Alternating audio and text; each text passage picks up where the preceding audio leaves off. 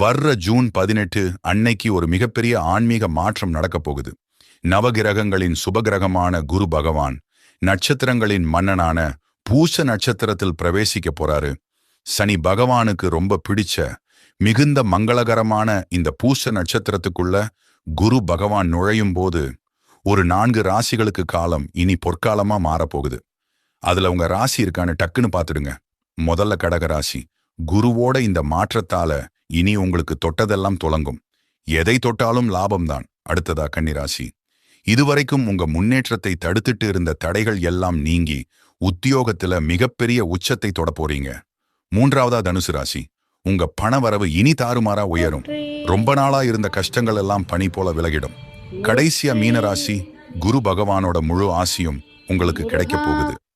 இதனால நீங்க ரொம்ப நாளா நினைச்ச காரியம் எல்லாமே இப்போ கைகூடி வரும். இந்த 4 ராசிகளுக்கும் இந்த